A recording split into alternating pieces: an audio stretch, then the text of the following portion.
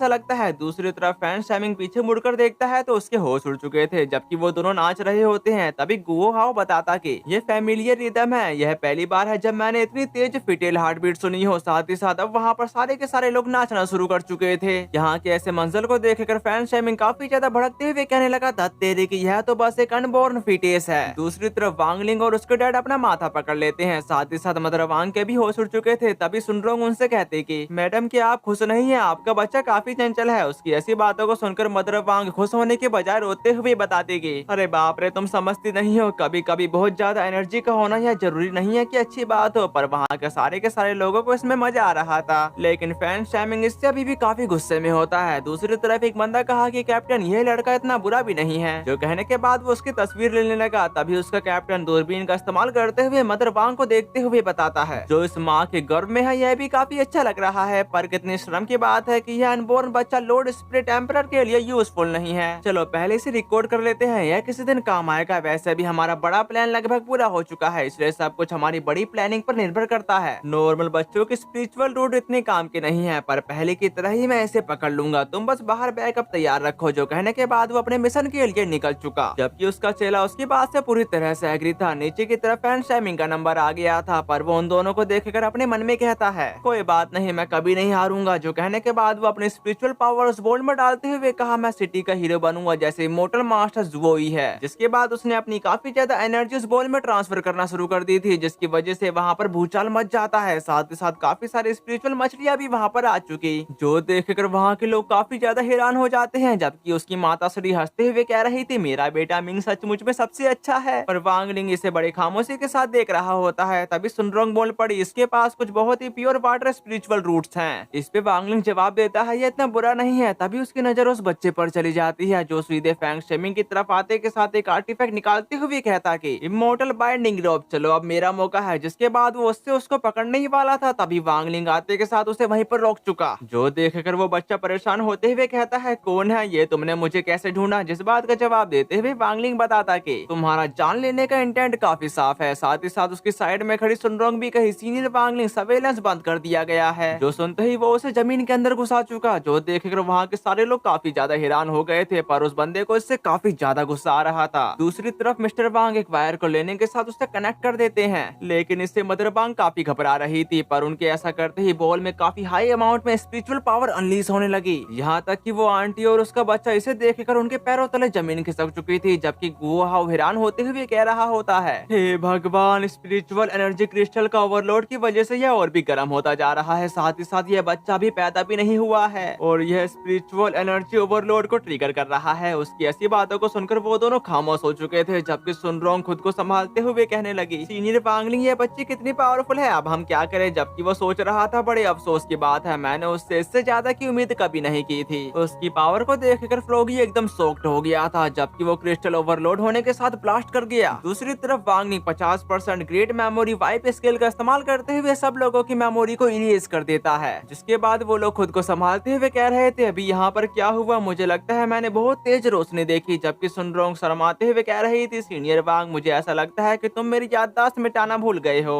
उसकी इस बात पर वांगलिंग उसको बताता कि हमारे पास ग्रेट प्रॉमिस स्पेल है ना। अब ये सुनकर सुनरोंग काफी खुश हो जाती है, पर वो फर्श की तरफ देखते हुए कहने लगी, वह हमारी उंगलियों से फिसल गया, पर इसे कौन बताए कि उसने ये जानबूझकर किया है। जिसके बाद वो अपनी सोर्ड जिंगिके को बाहर की तरफ निकाल लिया था, पर जिंगिके खुद उससे पूछता है, सोर्ड मास्टर, हमें इसे कैसे संभालना चाहिए। ये बात सुनकर वांगलिंग कहा, उसके ठिकाने का पता लगाओ, फिर उन्हें मिटा दो। जिस पर एग्री करते हुए वो तुरंत निकल गया उनका पता लगाने के लिए। दूसरी तरफ उस बंदे की हालत काफी बुरी दिख रही थी। साथ ही साथ वो खून की वॉमिटिंग करते हुए बोला, एलेक्सर लेने के बाद भी मेरी इंजरी हील क्यों नहीं हो रही है। उस क्रिएचर के अटैक ने मेरे को काफी बुरी तरह से इंजर्ड कर दिया। जिसके बाद उसका चेला उसके आगे के प्लान के बारे में पूछने लगा। इस पे वो बंदा बताता कि अगर हमें वो बच्चा मिल जाए तो ये लाखों नहीं करोड़ों टैलेंटेड बच्चों के बराबर होगा, इसलिए मुझे उस लेडी को पकड़ना होगा ताकि मैं उसके बच्चे को ले सकूं। उसके ऐसे प्लान को सुनकर उसका चेला कहता कि इतना बड़ा प्रोजेक्ट, क्या हमें इसकी सबसे पहली रिपोर्ट लॉर्ड स्प्रिट एम्परर को नहीं देनी चाहिए और ग्रैन्युलरिटी को ऐलान करो। इस पे वो बंदा उसे मारते हुए बोला, हम देर रात तक कल्टीवेशन क्यों करते हैं और हमारी आंखों के नीचे काले घेरे क्यों हो रहे हैं। ये बात सुनकर उसका चेला बताता कि यह लॉर्ड स्प्रिट एम्परर को दिल चुराने के लिए है, चलो माफ करना, ये सब हमारे सेक्ट के लॉन्ग टर्म विकास के बारे में है। पर वो बंदा उस पर गुस्सा करते हुए कहता है, नहीं, ये हमारी टीम सालाना केपीआई के लिए है, केपीआई की परफॉर्मेंस परफॉर्मेंस इंडिकेटर है। ये अंदाजे से नहीं बल्कि डेटा पर चलता है। अगर काम ठीक से नहीं हो रहा है तो केपीआई देखकर तुरंत पता चल जाता है कि कहाँ गलती हो रही है, और यह पूरी टीम को बताता है कि सबसे जरूरी काम क्या है और फोकस कहाँ लगाना है। अब कहानी की तरफ आते हैं, जहाँ पर वो बंदा आगे की बात बताता है। अगर बाकी टीमों को पता चल जाता है तो वे हमारी अचीवमेंट को चुराने की कोशिश कर सकते हैं, इसलिए हमें चीजों को सीक्रेट रखना होगा। इसलिए एक भी बात दूसरों तक नहीं पहुंचनी चाहिए। जो कहने के बाद वो दोनों अपने अड्डे की तरफ आ चुके थे और उनके पीछे पीछे जिंग के भी आ जाता है, पर उनको भी उसके वहाँ पर होने का एहसास हो गया था। लेकिन अब काफी ज्यादा देरी हो चुकी है, क्योंकि वांग लिंग के कहे मुताबिक जिंग के एक ही अटैक में उन दोनों के साथ ही साथ पूरा का पूरा अड्डा ही उड़ा देता है, जिसकी वजह से एक जोर का धमाका होता है। जिसके बाद यहाँ से पैरामीटर चेकअप एरिया की तरफ आ गया था, जहाँ पर आंटी अपने बच्चे को संभाल रही थी, क्योंकि वहाँ के माहौल की वजह से उसको सदमा सा लग गया है। उसी वक्त उसके पास वांग लिंग और सुनरोंग भी आ जाते हैं, जिनको देखकर फैन शैमिंग निराश होते हुए कहने लगा, यह तुम लोग हो क्या? तुम मुझ पर हंसने आए हो? साथ ही साथ इक्विपमेंट टूट गया है, इसी वजह से मुझे अपने मेडिकल रिजल्ट नहीं मिल रहे हैं। ये बात सुनकर वांग लिंग कहा कि यह कल तक ठीक हो जाएगा। बात अलग है कि फ्रॉगी 2 ने उसको पहले ही ठीक कर दिया है, पर वो हंसते हुए कह रहा था,